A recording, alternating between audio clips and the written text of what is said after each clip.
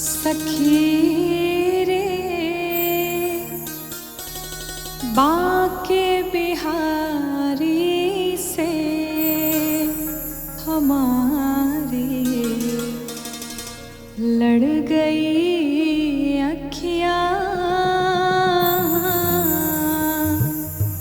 सखी रे बाके बिहारी से हमारी लड़ गई अखियाँ। सखी रे बाके बिहारी से हमारी लड़ गई अखियाँ। सखी रे बाके बिहारी से हमारी लड़ गई अखियाँ।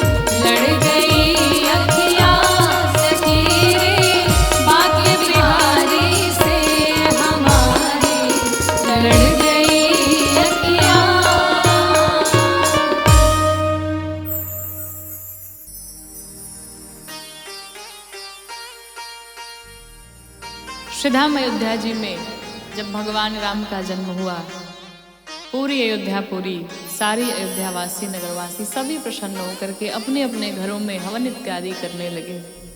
महाराज दशरथ लगे सभी को लुटाने। आइए भगवान की इस बधाई में हम सभी मिलके गीत गाते हैं। अवधापुरी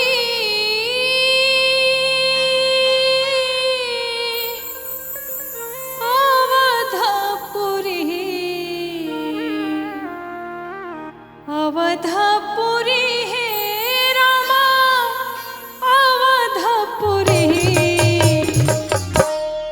मास मधु मास मंगलवार हरि जी, नवमी अकेले नी अवतार हरि जी। मास मधु मास मंगलवार हरि जी, नवमी अकेले नी अवतार हरि जी।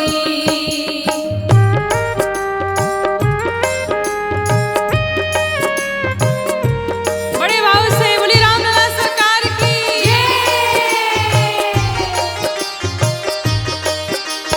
मास मधु मास मंगलवार हरि जी, नवमी अकेले नी अवतार हरि जी। मध्य दोपहर अभिजित रे मुहूर्त, ब्रह्म बन बालक गोदी में खूबसूरत।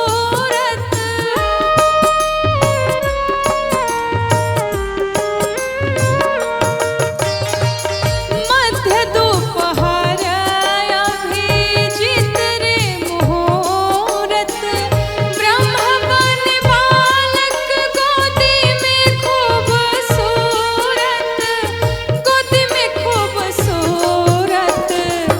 बहे लगली है रामा, बहे लगली जी, झोर झोर शीतली बयार हरि जी, नवमी अकेले नी अवतार हरि जी। मास मधु मास मंगलवार हरि जी, नवमी अकेले नी अवतार हरि जी। बधाई हो।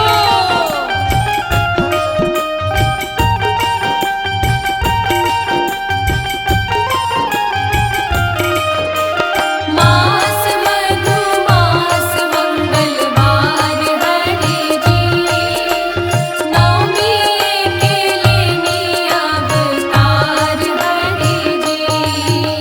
मास मधु मास मंगलवार हरि जी, नवमी अकेले नी अवतार हरि जी।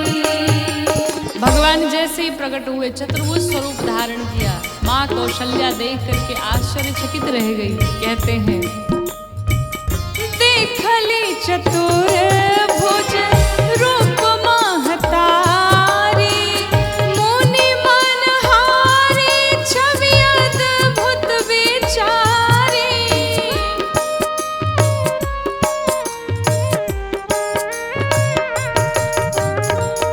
देखली चतुर्भुज रूप महतारी, मुनि मनहारी छवि अद्भुत विचारी।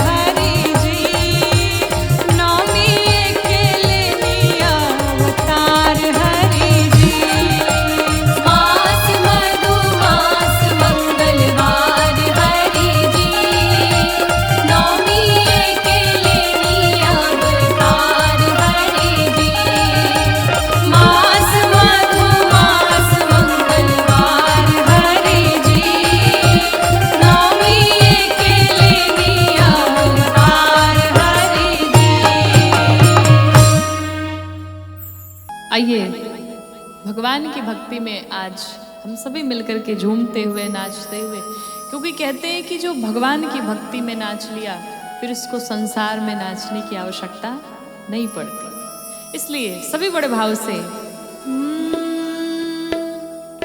कि भक्ति में ठुमका लगाओ, कि सीताराम बोल के दिखाओ।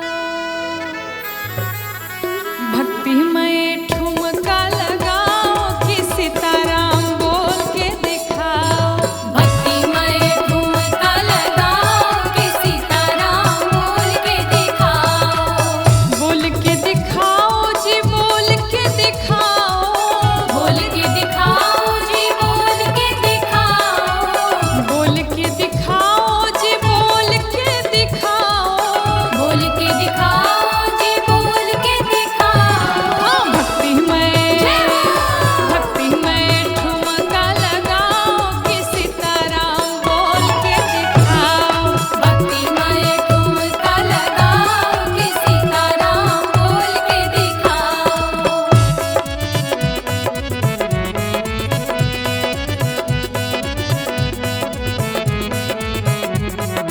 भक्ति में ठुमका लगाओ, कि सीताराम बोल के दिखाओ। भक्ति में ठुमका लगाओ, कि सीताराम बोल के दिखाओ। और कहते हैं माया के इशारे पे ढेर दिन नाचे। माया के इशारे पे ढेर दिन नाचे। आज जो नाचे वो दुर्गति से बाँचे। आज जो नाचे वो दुर्गति से बाँचे।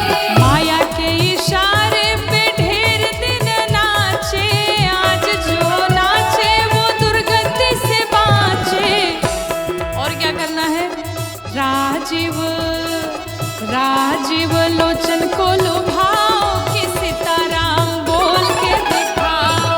भक्ति में ठुमका लगाओ, कि सीताराम बोल के दिखाओ।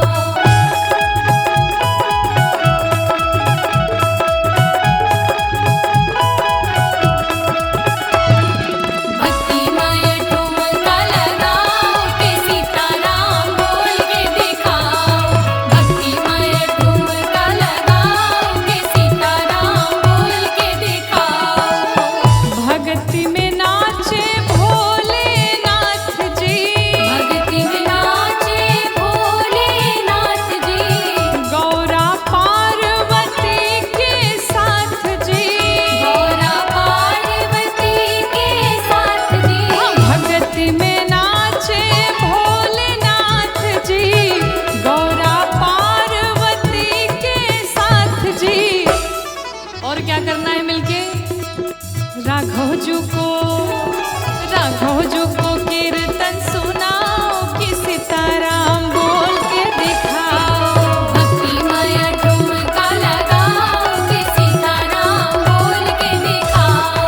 भक्ति में ठुमका लगाओ, कि सीताराम बोल के दिखाओ।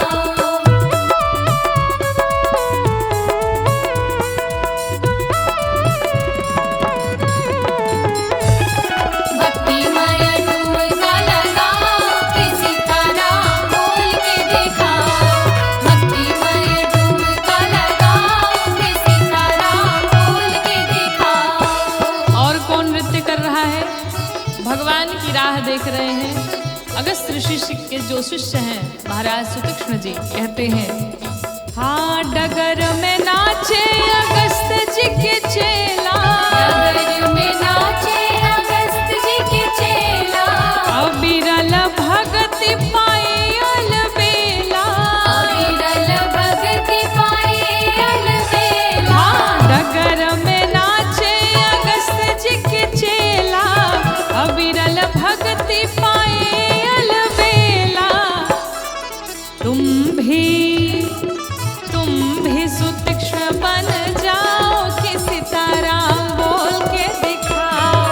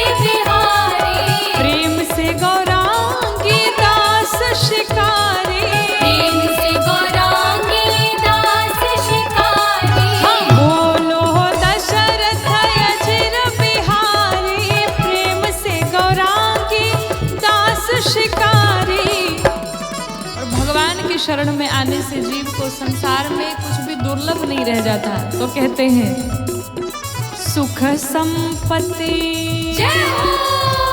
हाँ सुख संपत्ति सब पाओ कि भक्तिमय नाच के दिखाओ। भक्तिमय ठुमका लगाओ के सीताराम बोल के दिखाओ। भक्तिमय ठुमका लगाओ के सीताराम बोल के दिखाओ। भक्तिमय ठुमका लगाओ के सीताराम बोल के दिखाओ। भक्तिमय ठुमका लगाओ के सीताराम बोल के दिखाओ।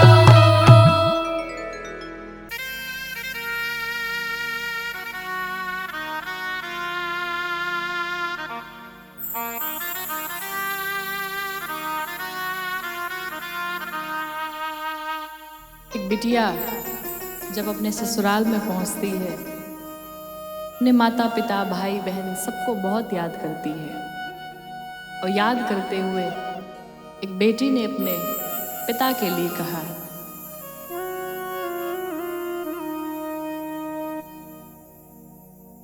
कि सच बात पूछती हूँ बताओ न बाबूजी, छुपाओ न बाबूजी, क्या याद मेरी आती नहीं। सच बात पूछती हूँ बताओ न बाबूजी, छुपाओ न बाबूजी, क्या याद मेरी आती नहीं।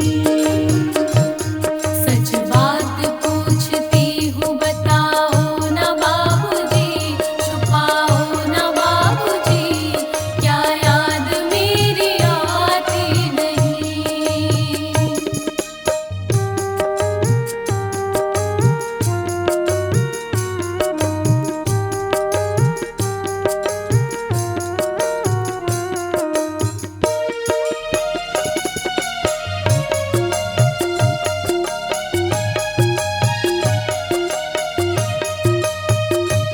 सच बात पूछती हूँ बताओ न बाबूजी, छुपाओ न बाबूजी, क्या याद मेरी आती नहीं। वो बिटिया कहती है कि जब मेरा जन्म हुआ उस समय मेरे घर में कोई प्रश्न नहीं था, लेकिन पापा आप बड़े खुश थे और ये बात मुझे माँ ने बताया था। पैदा हुई घर में मेरे मातम सजाया था, पापा तेरे खुश थे मुझे माँ ने बताया था।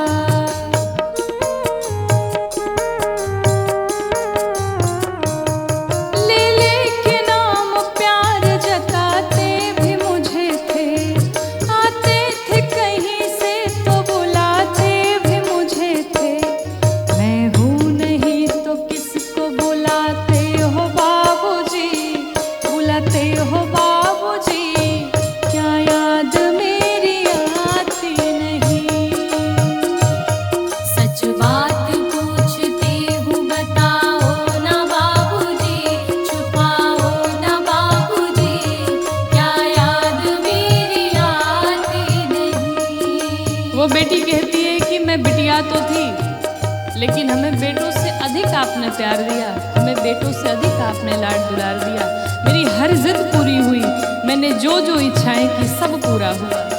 घर में कभी होली कभी दीपावली आई तो उस समय पर उस त्योहार पर आपने मुझे नए नए कपड़े खरीदे, मेरी जो जो इच्छा थी आपने सब पूरी की। कहती है हर जिद मेरी पूरी हुई, हर बात मानते, बेटी थी मगर बेटों से ज्यादा थे जानते।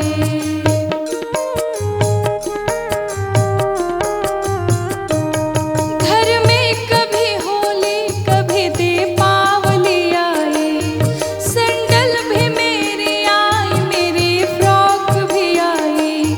अपने लिए गंजी भी न लाते थे बाबूजी,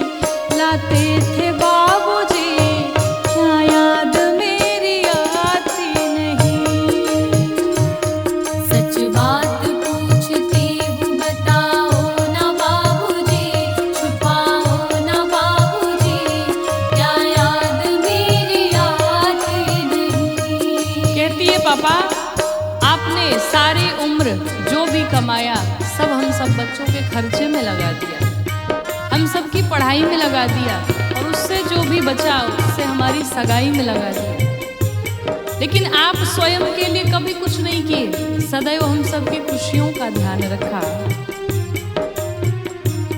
सारी उम्र खर्चे में कमाई में लगा दी, दादी बीमार थी तो दवाई में लगा दी।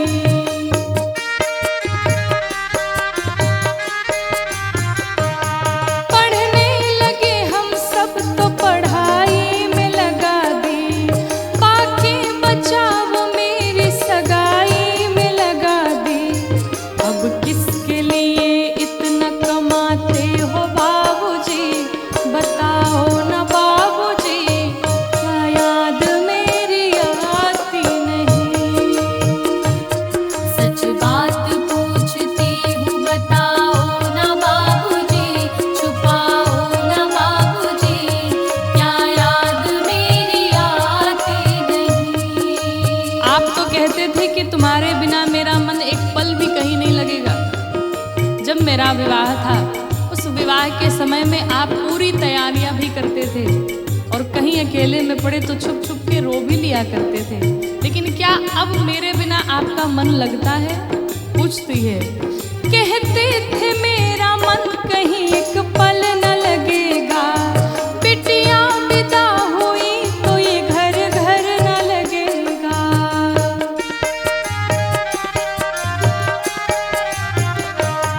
कपड़े कभी गहने कभी सामान संजोते, तैयारियां भी करते थे, छुप छुप के थे रोते। कर कर के याद अब तो ना रोते हो बाबूजी, बताओ ना बाबूजी, क्या याद मेरी आती नहीं।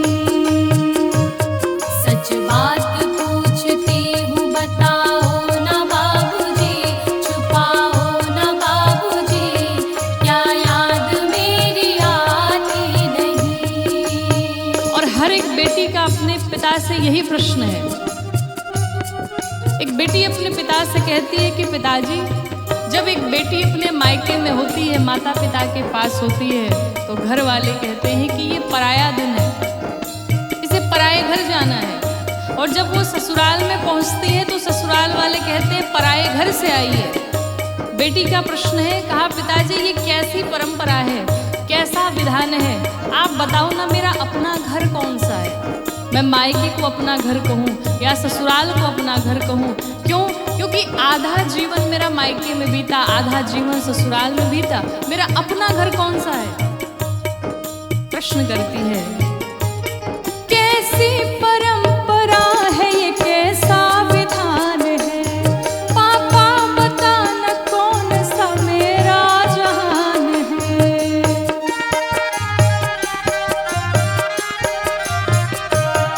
आधा यहाँ आधा वहाँ जीवन है अधूरा, पीहर मेरा पूरा है न ससुराल है पूरा। मेरा आधा जीवन यहाँ और आधा जीवन वहाँ, लेकिन क्या इस तरह आपका प्रेम भी है? प्रश्न करती है। क्या क्या आपका भी प्यार अधूरा है बाबूजी? क्या आपका भी प्यार अधूरा है बाबूजी? बताओ न बाबूजी, क्या याद मेरी आती नहीं। सच बात पूछती हूँ, बताओ ना बाबूजी, छुपाओ ना बाबूजी, क्या याद मेरी आती नहीं, क्या